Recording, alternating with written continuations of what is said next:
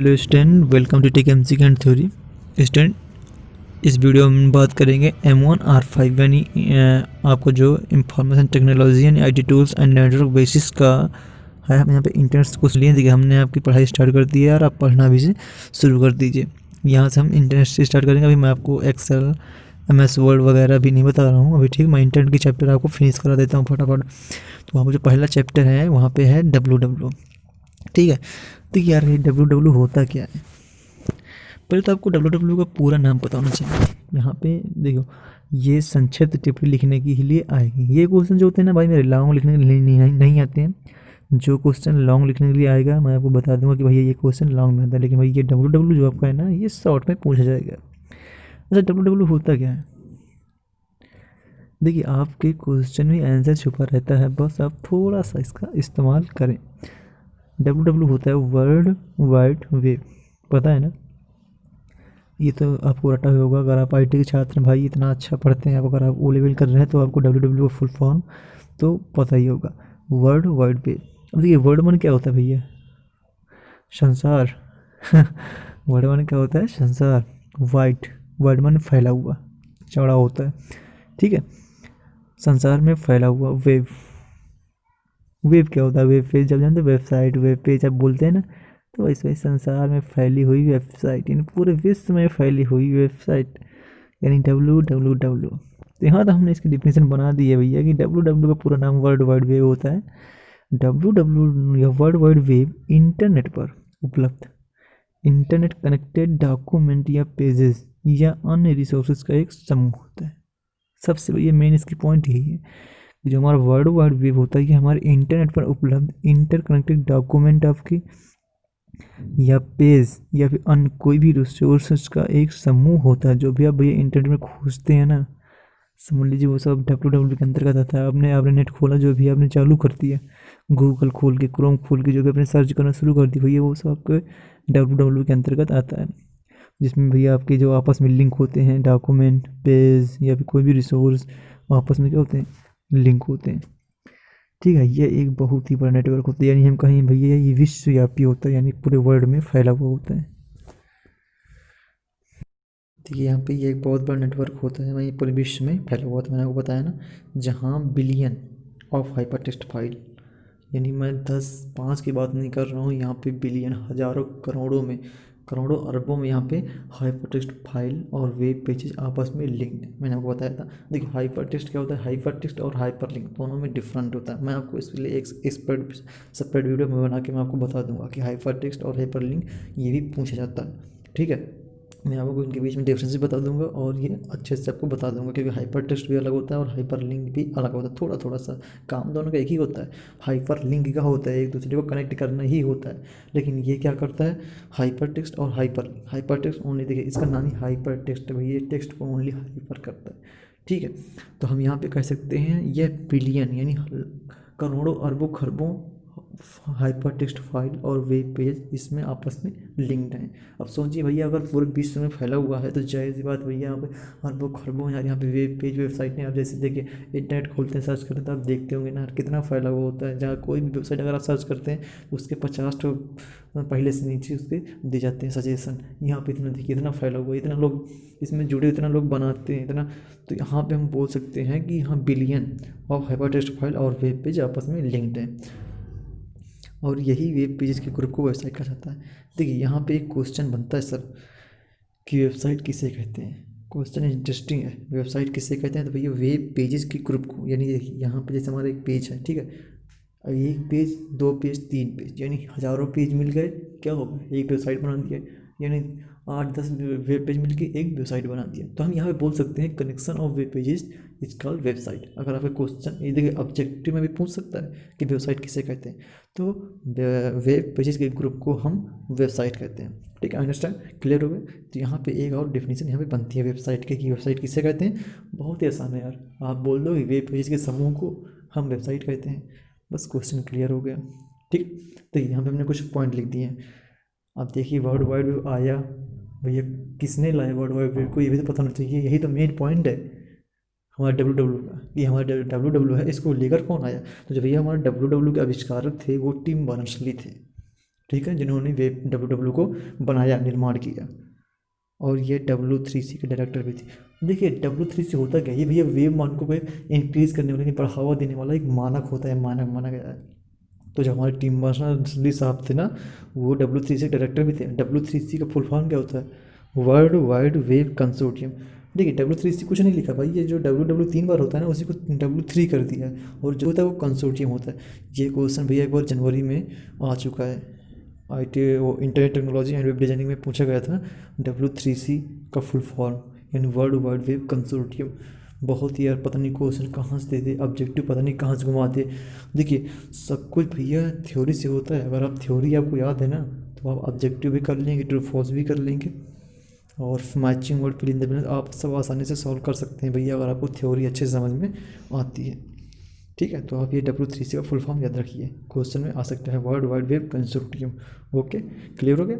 Next हमारा point है, इन्होंने हाइपर टेक्स्ट को भी डेवलप किया। जो हाइपर टेक्स्ट था, इन्होंने टिम बर्नर्स-ली ने हाइपर टेक्स्ट को भी डेवलप किया था। हाइपर टेक्स्ट के कॉन्सेप्ट से इन्होंने इंटरनेट का नज़रिया ही बदल दिया। देखिए पहले जब W नहीं था ना, तो इंटरनेट मान ले इतना ज़्यादा व्यापक नहीं था, इतना ज़्यादा फैला हुआ नहीं था, लेकिन जैसे जैसे W का निर्माण हुआ, तो भैया इंटरनेट का स्वरूप ही बदल गया है, यानी इंटरनेट की ख्याति बढ़ गई। इंटरनेट से आजकल दुनिया की हर चीज़ होने लगी, सिर्फ W के डेवलप होने से। इतना याद रखिए, अगर W ना होता, वर्ल्ड वाइड वेब अगर बनाया ना गया होता, तो आज भी इंटरनेट ना इतना ज़्यादा प्रचलित हमारे तुम्हारे बीच में बिल्कुल नहीं होता। इतना भी याद रखना, यानी W के आने से ही हमारा जो इंटरनेट का स्वरूप है वो बदलाव हो गया, बहुत ज़्यादा बदल गया। ठीक है, नेक्स्ट हमारा है, वेब पेजेस को वर्ल्ड वाइड पर देखने के लिए क्या यूज़ करते हैं? Web browser. बेहतरीन क्वेश्चन है भैया, कि जो हमारे वर्ल्ड वाइड वेब पेज होते हैं, अगर आपको सर्च करना है वेब पे, कोई भी वेब पेज सर्च करना है, कोई जानकारी सर्च करनी, तो आप किसका यूज़ करते हैं? कहाँ में डालते हैं? आप कोई नहीं है, गूगल में, क्रोम में, क्या होते हैं आपके ये वेब ब्राउज़र सर्च इंजन तो होते हैं। तो हमें अपनी वेब पेज को, क्वेरी को लेने के लिए, देखने के लिए वर्ल्ड वाइड वेब पर हमें वेब ब्राउज़र का यूज़ हम करते हैं। ये भी इंटरेस्टिंग क्वेश्चन है कि हम वेब पेजेस को वर्ल्ड वाइड वेब पर देखने के लिए वेब ब्राउज़र का यूज़ करते हैं। सिंपल, एक पॉइंट बन गया, आप इसे आराम से लिख सकते हैं। ठीक है, नेक्स्ट है, 1989 में टिम बर्नर्स-ली ने W सर्वर पर काम करना शुरू कर दिया। हर भैया हर चीज़ का सर्वर होता है, W का भी एक सर्वर था। तो टिम बर्नर्स-ली ने 1989 में W सर्वर पर काम करना शुरू करता है, और इस सर्वर को HTTP नाम दिया गया। भैया यही सर्वर था जिसे हम HTTP इसका नाम दिया गया। अब HTTP के बिना आप भैया कोई भी वेबसाइट को एक्सेस नहीं कर सकते, यानी हमारे वेब सर्वर पे यही होता है, हाइपर टेक्स्ट ट्रांसफर प्रोटोकॉल, जो कि हमारे वेब पेज को एक्सेस करने में हमारी मदद करता है। अगर HTTP नहीं होता तो भैया आप वेबसाइट को एक्सेस नहीं कर सकते। ठीक है, तो वेब ब्राउज़र, वेब सर्वर क्या करते हैं? HTTP की ही हेल्प लेते हैं वेबसाइट को एक्सेस कराने में। तो ये हमारा एक क्वेश्चन बनता है कि 1989 में टिम बर्नर्स-ली ने W सर्वर पर काम करना शुरू कर दिया। इस सर्वर का नाम HTTP दिया गया। ये आपकी बुक में नहीं मिलेगा, मैं आपको इसलिए पढ़ा रहा हूँ ताकि आपको अच्छे से क्लियर हो जाए। बिल्कुल आसान डेफिनेशन है, आपको कहीं पे नहीं मिलेगा। ठीक है, नेक्स्ट है हमारा W कैसे काम करता है। आप एक दो बार और वीडियो जूम करके पीछे करके देख लीजिए, आपको क्लियरली समझ में आ जाएगा। अगर आपको ना समझ में आया तो कमेंट में बोलिएगा, सर हमें तो समझ में नहीं आया। ठीक है, मैं उस पर विचार करूँगा एक बार फिर से। अब W काम कैसे करता है हमारा वर्ल्ड वाइड वेब? मतलब भैया ये web server, website, web page, web browser, HTTP, hyper text, hyper link को लेकर काम करता है। अब यानी मैंने जितने यहाँ पे नाम दिए हैं, web server, website, web page, web browser, HTTP, hyper text, hyper link, इस सब को लेकर काम करता है। तो इनमें आप एक पॉइंट बना सकते हैं कि हाइपर लिंक वो W यानी वर्ल्ड वाइड वेब इतनी चीज़ों को लेकर काम करता है। Web server, website, web page, web browser, HTTP, hyper text और हाइपर लिंक को लेकर काम करता है। क्लियर हुआ? इसमें सारे पेज के एड्रेसेस और पेज को कनेक्ट करने की क्षमता होती है। मैंने बताया ना भैया, वो जाहिर सी बात है, ये हमारा सारा पेज जो है ना, जितने भी हमारे सारे वेबसाइट पेज के एड्रेस होते हैं, उनको कनेक्ट करने की यानी उनको संजोने की क्षमता रखता है वर्ल्ड वाइड वेब। अब देखिए कितनी सारी वेबसाइटें बनी, हज़ारों अरबों खरबों वेबसाइटें बनी, सबका भैया एक अपना यूनिक एड्रेस होता है ना। इतना तो पता है, हर वेबसाइट का एक एड्रेस होता है जिसे हम URL कहते हैं, यूनिफॉर्म रिसोर्स लोकेटर। ठीक है, तो वो सबको क्या करता है, संजो के रखता है। समझ लीजिए अब www कितना बड़ा होगा, अब यहीं से दिमाग लगाइए कि भैया अरबों खरबों वेबसाइटों को ये एड्रेस ना अपने पास सजो के रखता है, इतनी कैपेसिटी इसके अंदर होती है।